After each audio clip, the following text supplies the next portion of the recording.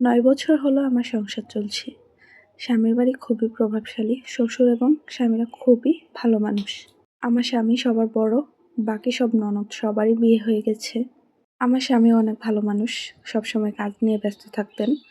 সব মিলিয়ে ভালোই ছিলাম। অবসর সময়ে সে আমাদের ঘুরতে নিয়ে যেত অথবা বাসায় অনেক মজা করতাম।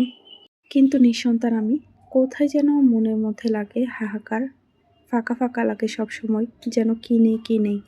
আমার স্বামীর মাঝে কোনো সমস্যাই নেই, সব সমস্যা আমার মাঝে। আমার কারণেই তিনি বাবা হতে পারছেন না। কোনো এক ওয়াজে শুনেছিলাম যে ছেলেরা নাকি বাবা হতে পারবে না, তাদের বিয়ে করাই জায়েজ না।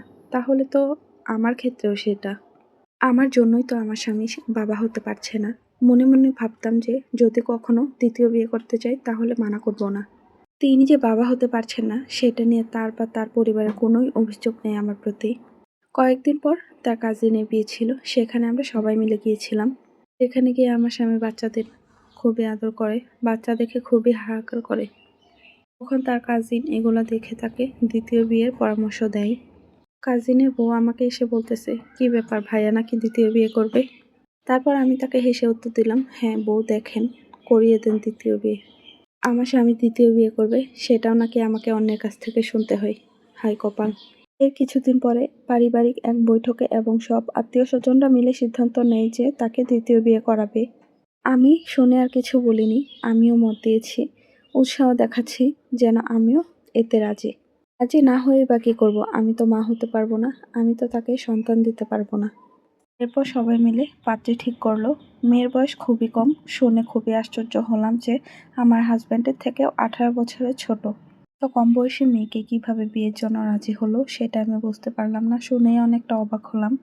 তবে এইগুলো নিয়ে আমি আর কিছু কাউকে বললাম না, আমি দেখালাম যে আমিও রাজি, আমিও অনেক খুশি হয়েছি। তবে আমার মনে খটকা রয়ে গেছিল। বিয়ের দিন যতই ঘনিয়ে আসছিল ততই আমার বুকটা যেন ফেটে যাচ্ছিল। এক রাতে আমি শুয়ে অনেক বেশি কান্না করছিলাম। মনে হচ্ছিল এই বুঝি আমার সংসারটা আমি হারিয়ে ফেললাম। 9 বছরের দীর্ঘ সংসার চোখের নিমিষেই যেন শেষ হয়ে যাবে। কিছুক্ষণ পর আমার স্বামীও ঘুম থেকে সজাগ হয়ে গেল। দেখলো আমি অনেক কান্না করতেছিলাম। আমাকে সে অনেক বোঝাচ্ছিল যে কিছুই হবে না, আমি আগের মতোই তোমাকে ভালোবাসবো। তোমার স্থানটা আগের মতোই থাকবে, সবার আগে তোমার স্থান, সবার আগে তোমার অধিকার। এত কিছু শোনার পরেও আমি যেন নিজেকে মানাতে পারছিলাম না। কোথায় যেন একটা কষ্ট হচ্ছিল, অনেক বেশি কান্না পাচ্ছিল। তবে সে যে আমাকে এইসব কথা বলছে সেগুলো শুনেই আমার মনটা শান্তি হয়ে গেল। তারপর ঘুমাতে গেলাম। ঘুমাতে পারছিলাম না, অনেক বেশি কান্না পাচ্ছিল। তারপর দেখতে দেখতে সেই দিন ঘনিয়ে এলো, যেই দিন আমার সব কিছু অন্যের হয়ে যাবে। আমার স্বামী, সংসার, আমার ঘর, আমার সব কিছুই যেন অন্যের হয়ে যাবে। বিয়ের দিন সকালবেলা স্বামীকে গোসল করিয়ে রেডি করিয়ে দিচ্ছিলাম। পাঞ্জাবি সব কিছু পরার পর আতর মেখে দিচ্ছিলাম। আর তাকে এটাও বলছিলাম যে আগামী প্রতিটা জুম্মা এইভাবে আতর মাখিয়ে দিতে চাই। হবে কি? সে হেসে বলে উঠল, সবই সম্ভব। আমি তো আর চলে যাচ্ছি না, আমি তো এখানেই থাকবো, তুমিও এখানেই থাকবে, তোমার স্থানটাই আগে। এই সব কিছু শোনার পরেও কেন জানি আমার মন মানছে না। মন বারবার বলে উঠছে সব কিছু যেন পর হয়ে যাচ্ছে, স্বামী, সংসার সব কিছু। মনে মনে অনেক বেশি কষ্ট পাচ্ছিলাম। আর ভাবছিলাম যে সেই বউয়ের যখন সন্তান হবে তখনই সব কিছু পাল্টে যাবে। তারপর সবাই তারা বিয়ের উদ্দেশ্যে রওনা হলো। সন্ধ্যের সময় জানানো হলো যে বিয়ে পড়ানো হয়ে গেছে। বিয়ে পড়ানো শেষ হলে সন্ধ্যার পরেই সবাই চলে আসলো বাসায়। স্বামীকে রেখে আসছে। আমার বিয়েতে যাওয়া হয়নি, কারণ মেয়ের বাবা জানিয়েছে যে আমার ব্যাপারে নাকি তার আত্মীয়-স্বজন কিছুই জানে না। যদি জেনে ফেলে তাহলে তারা বিয়ে ভেঙে দেবে।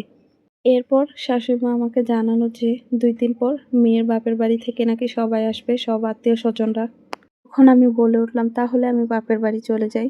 তখন শাশুড়িমা আমতা আমতা করে বলল, না ঠিক আছে, তোমার যাওয়া লাগবে না, আমি বলবো তুমি আমার ভাইয়ের মেয়ে। 9 বছরের এই সংসারে এখন নাকি আমাকে ভাইয়ের মেয়ে হয়ে থাকতে হবে। এই কথাগুলো শুনে আমার বুকটা ফেটে যাচ্ছিল। সঙ্গে সঙ্গে আমি আমার রুমে চলে আসলাম। বিছানায় বসে কেন জানি না আমার খুব কষ্ট লাগছিল, বুকটা ফেটে যাচ্ছিল। মনে হচ্ছিল শুধু স্বামীর কথা।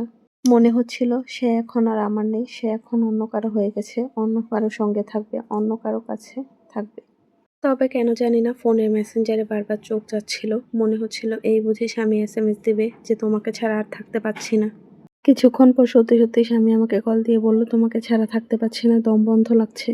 কিছুক্ষণ পর দরজায় যেন কেউ শব্দ করছে। দরজা খুলে দেখি স্বামী আমার হাজির। মেয়ে তোমাকে মানবে না, সেই জন্য তার বাবা বলছে তোমাকে ছেড়ে দিতে। কিন্তু সেটা আমি কখনোই করতে পারবো না। সেজন্য আমি চলে এসেছি। এই ৯ বছরে না বুঝলেও এখন বুঝছি তুমি আমার কাছে কি।